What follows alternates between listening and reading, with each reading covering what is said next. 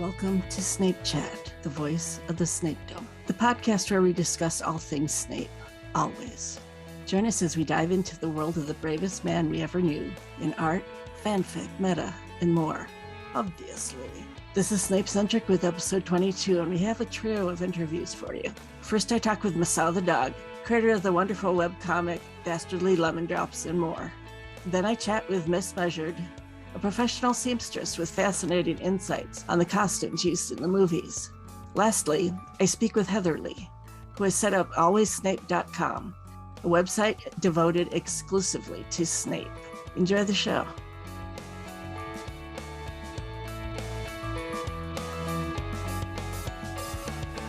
This is Snape-centric. I'm here with Masaothedog, and we're going to talk to him about his webcomic, Dastardly Lemon Drops.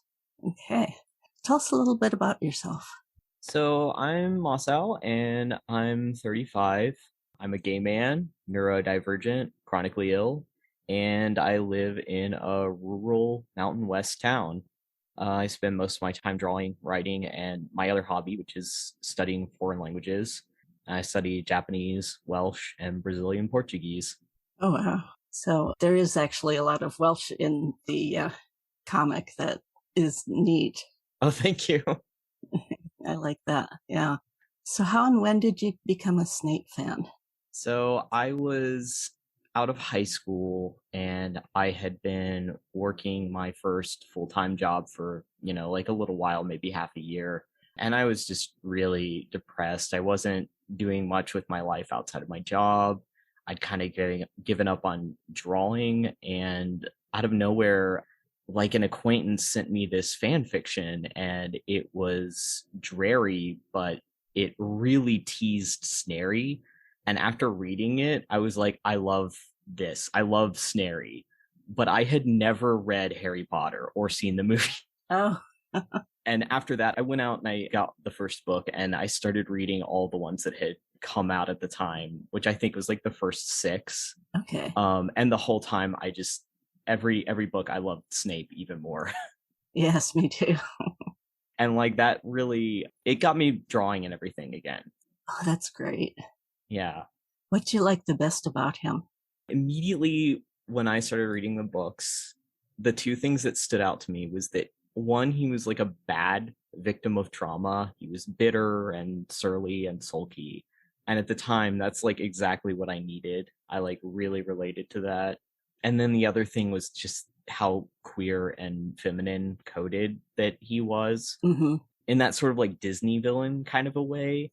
And just the way that he was, it just really drew me to him. What came first for you, art or writing? Definitely art. I think it was like I had been making my comic for years before I realized what I was doing was writing. And then it was only at that point that I really got the courage to kind of start trying to write fan fiction. You do have some nice stories too, which we'll link to in the show notes. Thank you. How old were you when you first began creating?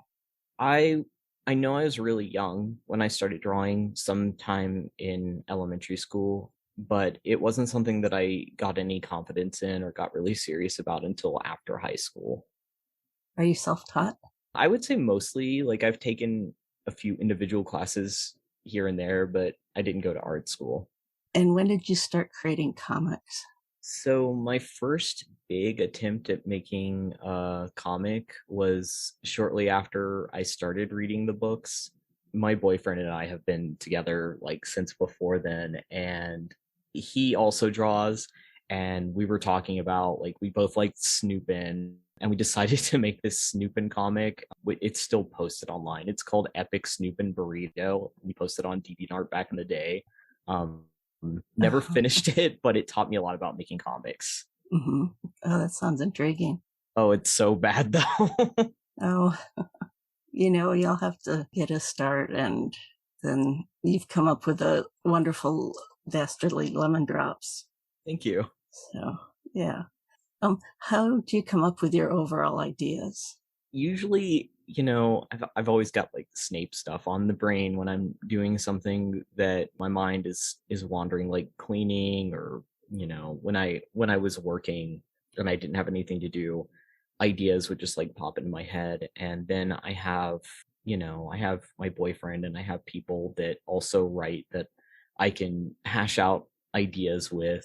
I live with one friend and she is an amazing writer and she knows so much about politics and history. And I can sit with hours and talk to her about world building and come up with so much stuff that I never would have thought of before. So that really helps. When did you first come up with the idea for your webcomic, Dastardly Lemon Drops? So it was while I was working on that first comic, Snoop and Burrito, and I was getting more of an idea about like how I like to write the characters, and I knew I wanted to write an evil Dumbledore story. And the main sort of seed of that story was, what if Regulus Black was Harry's real father? And that led to, well, Snape doesn't really hate Harry because obviously he doesn't remind him of James. He knows, but he has to pretend for both of their safety that he does hate him. And that sort of tumbled into like a bigger project that became Dastardly Lemon Drops. I like that. Thanks. Yeah. So tell us about the name. So I kind of got the idea. Maybe this is like a trope you've seen where a lot of people, when they write fics where Dumbledore is a character, he secretly puts like a calming potion on the lemon drops that he gives people. Oh. And I think a lot of people write that as kind of like a benevolent, like caring action.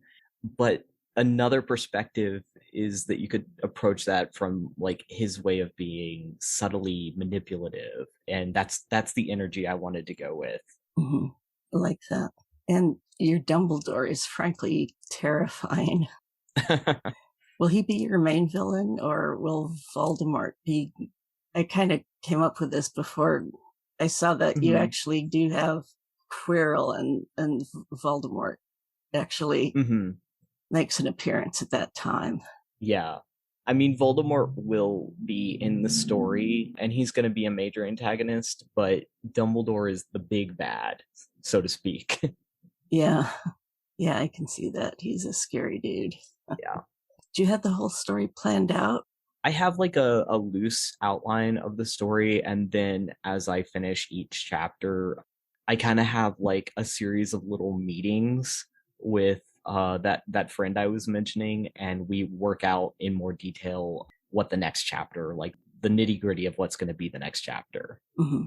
Well, that's neat. So it's kind of a collaborative process. Oh yeah, for sure. How closely will your story follow the books? So far it's followed them pretty closely, but the further we get in the story, the more it's going to really start to deviate. And I think by the end, it's going to get pretty far from the books. Mm-hmm. Your Severus is really intriguing. He's prickly and sarcastic, but he's also vulnerable and a little soft or passive. He's also gay and non-binary. How did you arrive at this interpretation of him? So going back to the queer coding being one of the first things I liked about him, I always headcanoned him as queer, and I'm gay personally, but I've also really liked a lot of the meta other fans have written about the text never characterizing Snape's love for Lily as specifically romantic. And that really opens up the possibility for all of us fans, like we can read him as gay, asexual, bisexual, anything, like because it really never textually specifies. And over the years, I've seen other fans write and talk about the unique feminine way he's written in text. Mm-hmm.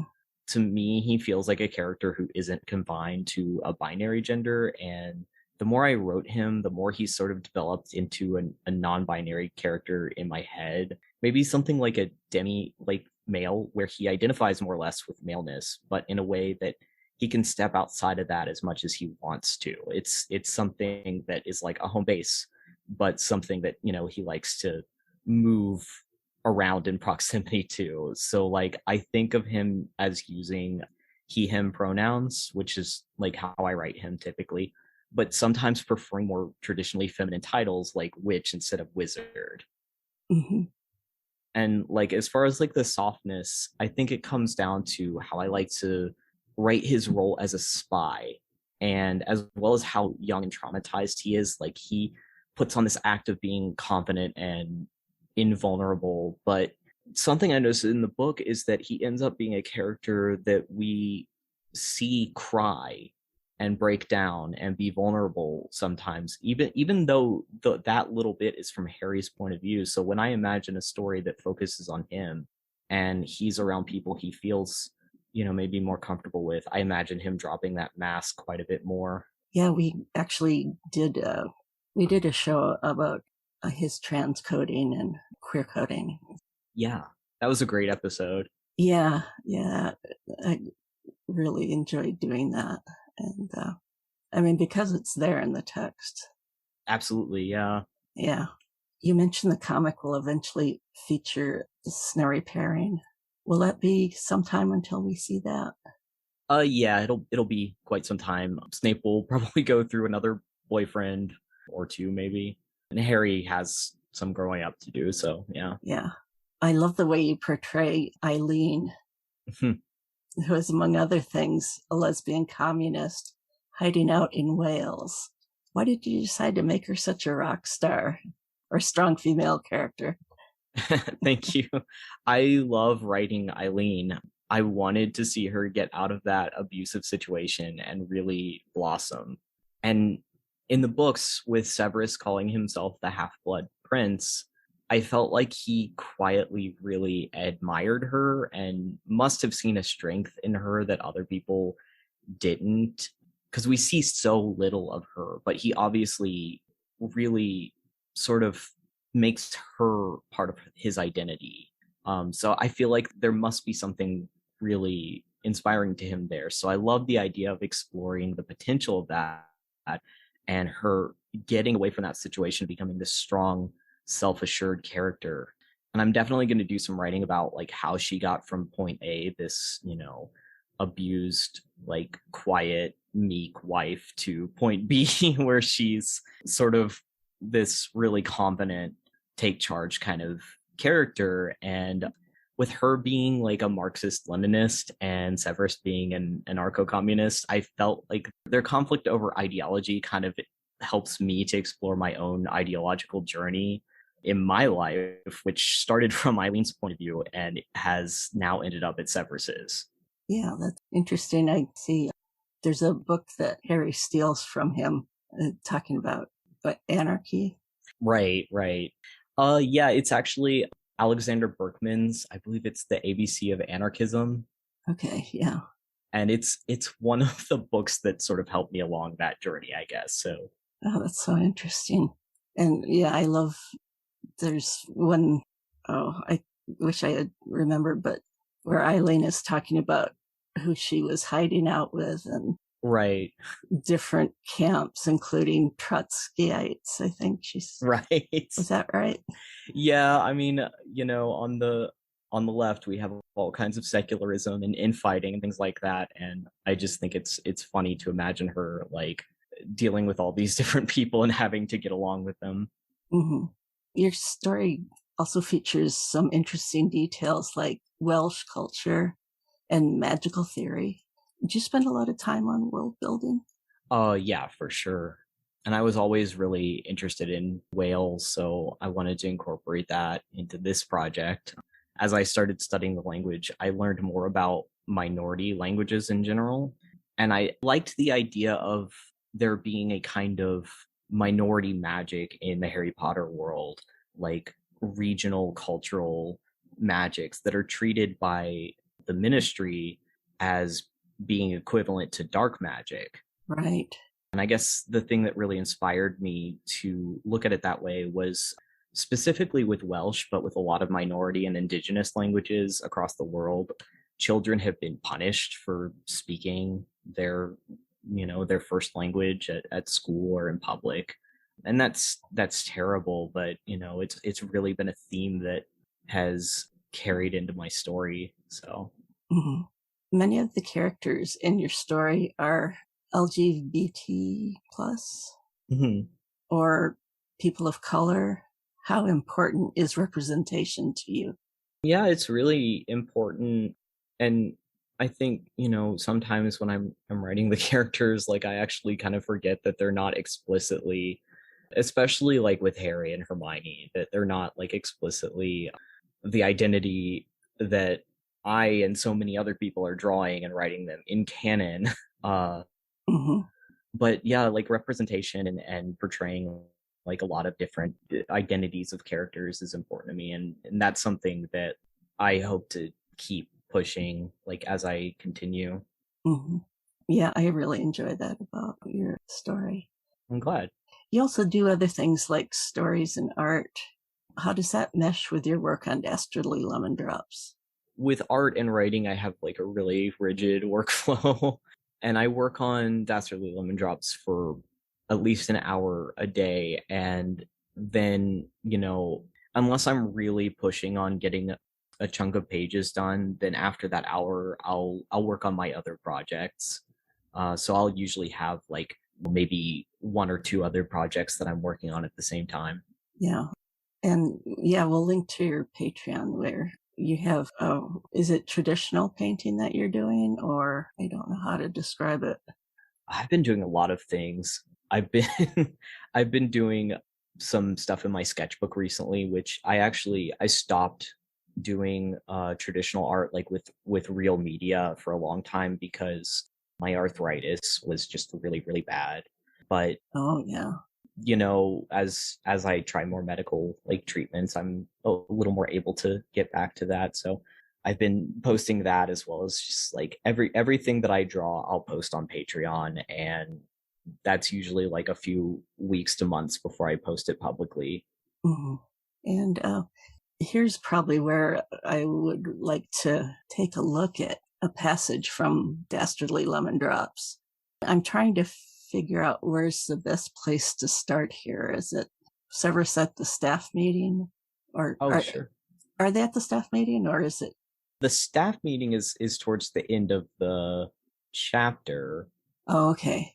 No, thinking where, okay, Aurora and McGonagall are, Oh yeah, they're in the Great Hall. yeah, oh, okay. And he's looking pretty awful. Yeah.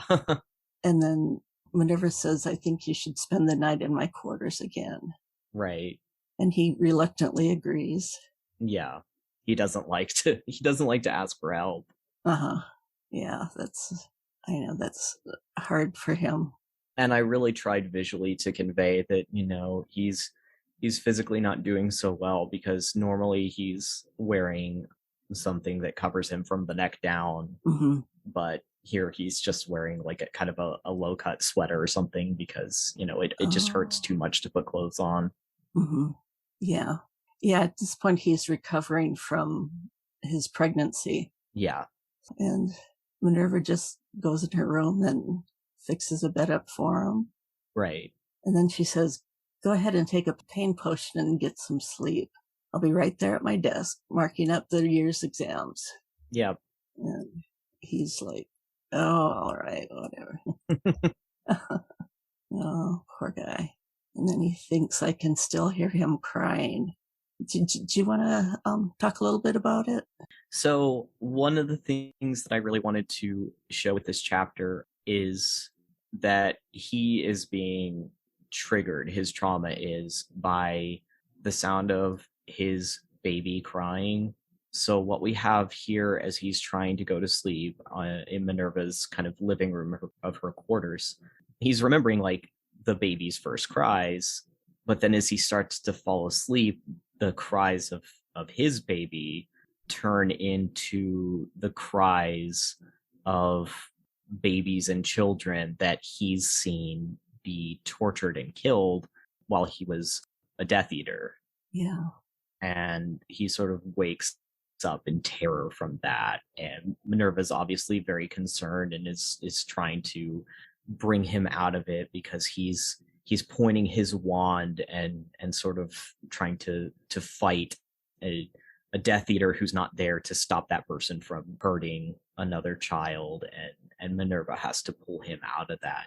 She's not sure what he's experiencing, but she's telling him Bronwyn, his child, is safe, and he's sort of half in a different time period of his life. Right. Luckily, it's a little before the Christmas holidays.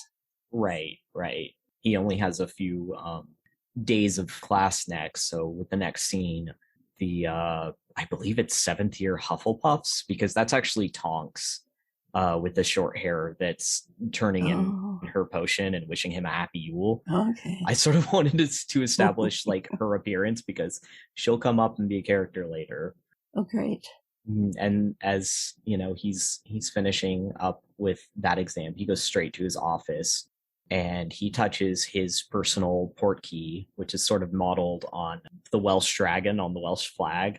Oh, how neat. And he goes to his mother's cottage in Aberystwyth to see the baby. And when she hands him the baby, he's happy to have his baby. But then, you know, as she goes into the kitchen to see about dinner, the baby starts crying. And even though Severus is awake, he starts to remember to have a flashback of the Longbottoms actually being tortured by Barty Crouch Jr. and Bellatrix Lestrange. So he's hearing Neville's cries in his head as he's hearing, you know, his baby's cries in real life. And his mother Eileen comes back in, like finding him sort of like stunned and shaking and panicking.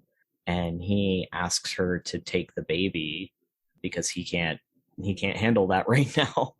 And he runs away. Thankfully, slowly he gets through that. Yeah, with a lot of help from Eileen. Yeah, a lot of patience and love. Yeah. Okay. What are your future plans for Severus? So I have this Google Doc with all the shorter projects that I want to work on that I've taken notes on as I've come up with ideas. And most of them are fan fiction, mostly Snary or Snoopin. And I like the idea of writing fics and doing maybe a couple of illustrations for them. So hopefully I'll get some more of those out this year. Right now I'm working on a few. I'm working on a time travel fic where Harry is 25. A third wizarding war has started up and his side has lost very badly. There's no hope for that timeline. So he finds a one-way way to go back in time and team up with a young Snape to try to change things before either the second or the third war starts. That sounds intriguing. I like that. Thanks. I hope it comes out well. And that's as a fanfic, not as a comic, right? As a fanfic. Because the comic is quite a laborious process, right? Yeah, it's a lot of work. I love working on it every day, but I don't think that I'll start a new long-term comic until this is done. I might do a few short ones here or there, but yeah. Where can we find you online? So I'm pretty much everywhere online. I have Tumblr, Twitter, I have a Facebook page, Instagram, AO3, and then Patreon. Okay, great. We'll have links for those in the show notes. Great. And, well, Masao? Yeah. Did I say that right? Yeah. Thank you so much for joining me. I really appreciate it. Well, thank you for having me. It was great. So that's pretty much it. Thanks again. Yeah, thank you so much. You bet. Bye-bye. Bye.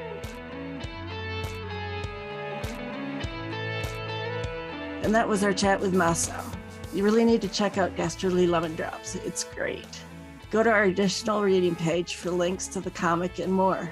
Now listen in as I speak with MissMeasured. Brings a fresh perspective to the costumes of the Harry Potter films, and Snape's specifically.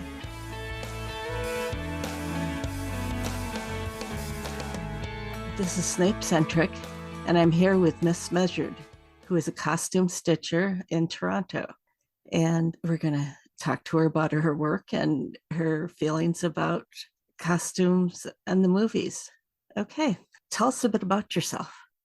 Where to begin? Well, I guess the main thing is that I sew costumes for a living. I mostly work in opera, some ballet, theater, and film. And like you said, I'm based out of Toronto, but we have a very international film scene here now, so I get to make things for all over. I have a degree in theater studies and a certificate in costume making. I spend my days working with my hands to build beautiful things, but my brain is free to write stories about Snape. And I've been obsessed with him for like a good portion of my life now. Alan Rickman really stole my teenage heart and he has never given it back. That's great. What brought you to costume making? Actually, when I was a teenager, I thought I wanted to pursue theater as an actress.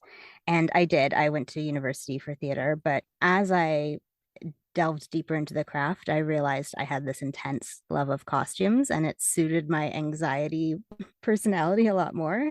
Um, and then that's where my skills really bloomed. And then I pursued learning more of the technical skills to get into theater in that regard after university. Now, when you look at clothing and media, do you find you look at it with a critical eye? I try not to be critical per se. As somebody who works in wardrobe, I know so well that there are budgets and producers and directors with lots of decision making involvement. So you can't really point to the designer and say, this could have been done differently or that. But what I do like to do is when I watch media, I like to think about the why of why that costume ended up being that way and what in the text led the designer and the director together to make the decision to make that costume. You've studied the history of costume. Does that inform your thoughts on wizard fashion? So much, I can't tell you. As you know, I have a lot of opinions. So much of when you look at clothing history is looking at the social change as the social mores of the time change, the silhouettes and the styles based on social etiquettes, they start to shift. And also, what shifts is your idea of beauty. So, when it comes to wizard costume, historically in fantasy literature, we see them in this like very scholarly world. They're associated with schools, they're teachers, they're mages, and they're often portrayed in robes, which are not so different from our modern graduation gowns. And I think that that's where J.K. Rowling starts with regards to her vision of wizard costume in her text. The first view we get of costume in the wizarding world is actually from Vernon Dursley, who's on his way to work the morning after Voldemort attacks the Potters. And we see through his eyes these people out in colorful cloaks, and Vernon is mad that it's not just young people doing some fad, but he actually sees someone with a beard doing it, and he's bothered by their presence, the oddity and the colorfulness of it. But that history, that historical viewpoint of wizards in scholarly situations is tied to male wizards like Merlin. But you have this whole other half of witchcraft history, which is the female side of witchcraft, which is the witch hunt, which dealt a lot with women and women's freedom, their sexuality, and their ability to perform that sometimes impossible role given to them by society. So I think it's fascinating the idea of that duality between the scholarly history of men in wizarding books learning at institutions versus more the women's witchcraft outside of society's approval. So, how do you even decide to clothe the wizarding world when you have these two very different images that are held in the public ethos? You know, as a collective, when an audience comes to view a piece of media, they come with their understanding of the world as they know it. We can't separate the design from the associations that we all have. An example of this being white wedding dresses.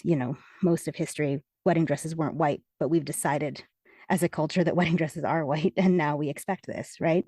So when you come into this text with these understandings of the history of wizards in literacy, but also in the witchcraft and the witch hunt, you have this world that has so much potential. One text reference that we get from JK herself is at the camp for the Quidditch World Cup in Goblet of Fire. We see there's like a ministry wizard who's pleading with a wizard named Archie. And Archie is wearing a muggle women's nightgown. And the ministry wizard is like, please put on these pinstripe trousers. Muggle men wear these, and Archie protests and he says, I like to have a healthy breeze around my privates, which seems to imply that JK's world or her view of the wizarding men is that they would mostly not even be able to conceive of trousers. They'd be in their robes. But then in the films, we only see Albus in that style of robe for the most part. So at some point, the designer had to make a decision on how to build this world, and it had to have a certain look, but it had to be practical, and it has to be relatable to a modern audience. So I think that that's so much to culminate into one design for this world of the Harry Potter wizarding world, you know? Mm-hmm. Oh, that's so interesting. How do you think the movies handled magical clothing in general? Well, way back when they were making that first movie, I don't think they knew that they were making a big mega smash that they were going to make all of the books, right? I'm sure the wardrobe department had limitations, like budget limitations and everything. So they chose to go that Victorian route, having the Wizarding World be quasi Victorian, which is such an excellent shorthand for the audience to see the difference between the modern muggle world and the magical one. It just makes life easier for wardrobe as well, because there's a stock of wardrobe items from Victorian plays that you can grab and put on your extras, right? It's easy for the costume department in a way. Costuming is such a unique medium in that you're dressing people just so that as the camera pans over the actor, the audience is able to make several split-second decisions, like in the blink of an eye, about who they are and what world they belong to.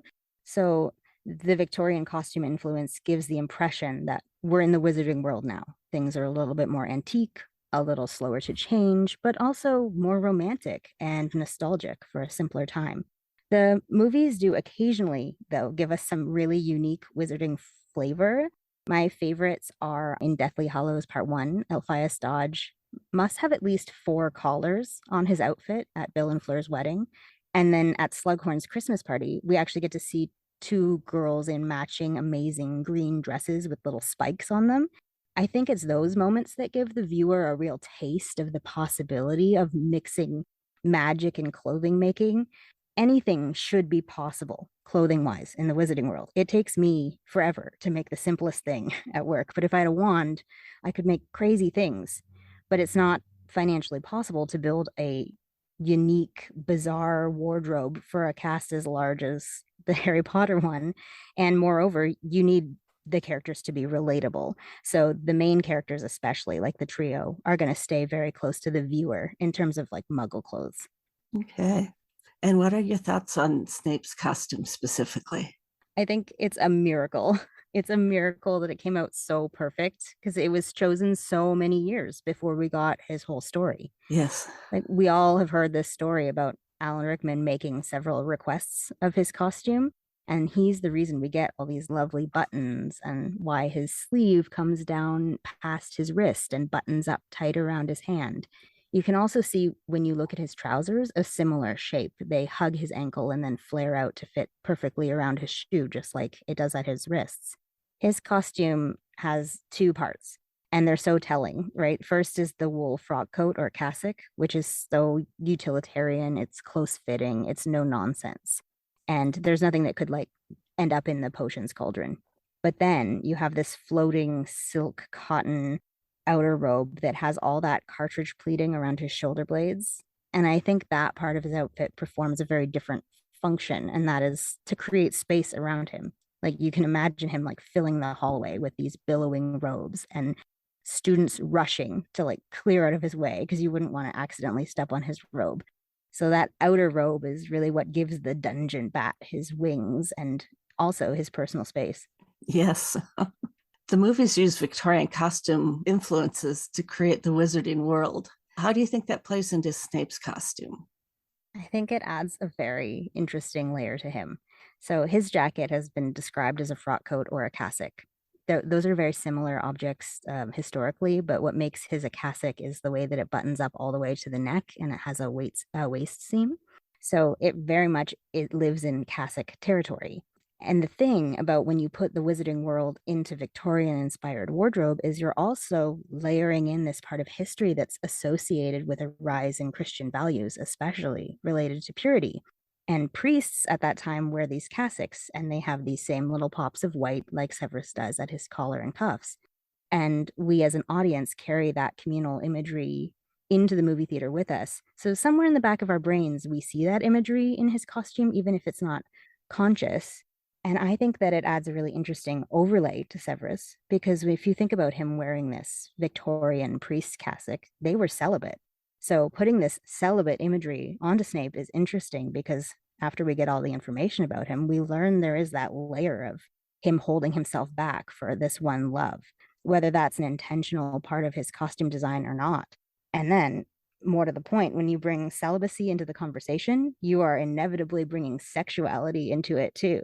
And I wonder if that's part of where his sexual appeal comes from, because the fandom loves to sexualize Snape. I am definitely guilty. Yeah, me too.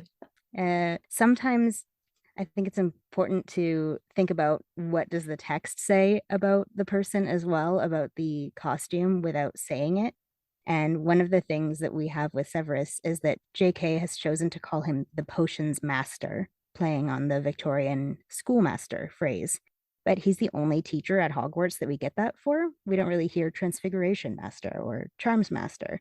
And he resides in the dungeons. So in a way, he's kind of a dungeon master, which is very like a charged couple of words, which I don't think she ever puts together, but I think that that idea definitely plays into the way that people portray him in fan fiction and art. Mm-hmm. Oh, that's such a great perspective on it. What would you have done differently? Oh goodness, absolutely nothing.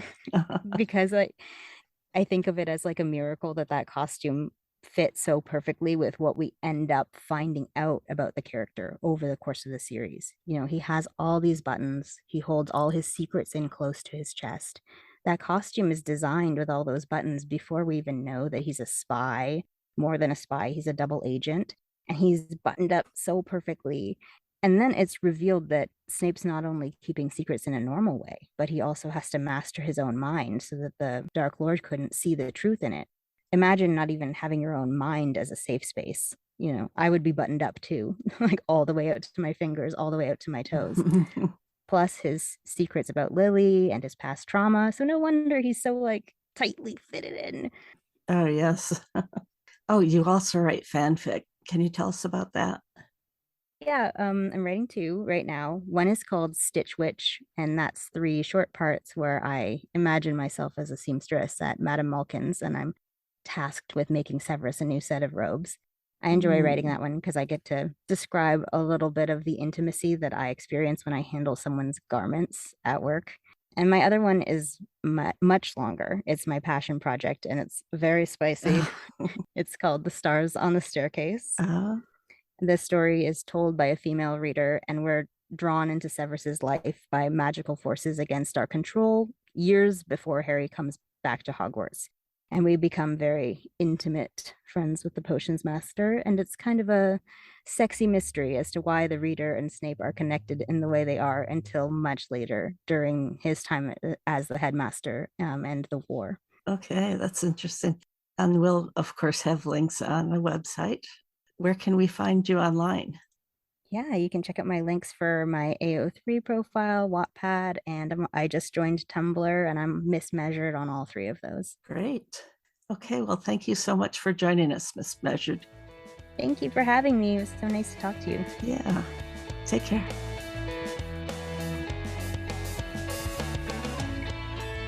I really enjoyed MissMeasured's observations, and I hope you did too. Last but not least, here is Heatherlly to discuss alwayssnape.com, her new All Snape website. This is Snape Centric, and I'm here with Heatherlly, who is creating alwayssnape.com, which is a Snape fan site. All Snape all the time. All Snape all the time. I love it. So why did you decide to do this? Well, I've been creating fan sites for a very long time. I started in 2003 when I was obsessed with Lord of the Rings. And back then you kind of had to make your own communities because there was no social media and there was no quick and easy way to do it. So I taught myself how to build websites, and that branched off into a freelance career as well, but that's not important. Like, my passion was always the fan sites. So I did it for Lord of the Rings. I did it for a show called Merlin. I did it for several different fandoms. And when I got into Snape in 2012, I thought about doing it then, but by then social media had taken over, and I was like, well, maybe there's not enough of an appeal, because it's hard to get people off of social media. in more recent times, but I found myself missing that sense of community because it's just different. It's a closer knit group of people who all like the same thing. You don't get the abuse and all the spam and other garbage you get on social media. I just thought it was time to do something a little retro. Well, I really like that. I spent some time in a music fan site that was really good. Oh, that's awesome. And it did have that sense of community. Yeah, you really get to know people very well. You like some of my closest friends to this day are people I met 20 years ago through my fan sites. And on social media, it's like being a big fish in a little pond versus being a little fish in a big pond. And I think on social media, people can feel kind of invisible and you only talk in passing and it's not the same kind of environment. It lacks that intimacy and closeness, that comfort level. I mean, there's a lot of stuff I would not put on social media that I would talk about freely on my own site because I know it's a safe space. And I really wanted to give that to other Snape fans in particular because we both know what Snape fans can go through on social media. Oh, yes. So true. I've seen some disgusting things over the years, and I thought, I can provide an environment where that just does not happen, where you can love Snape the way you want to love him, and no one will give you grief for it, where James stands aren't coming after you 24/7. I just hate the combativeness, and I'm sure other Snape fans do too, so I want to give them a way to get away from that. Mm-hmm. How are you setting up the site? Will it have different areas for art and fic and things like that? Oh, yeah. Well, members will be able to add their artwork to our galleries, or they can post meta, discussion and stuff that will show up on the front page as blog posts, or they can just hang out on the forum and just talk to other fans and start threads about their favorite ships or recommend stories. They can promote their own stories whenever they start a new one or post a new chapter, get help with writing, anything basically. And it should be very easy to use. Obviously, I'm a computer person, so it's a little more geared towards laptops and desktops than mobile, but you can use it on mobile. Mm-hmm. What are your goals with this site?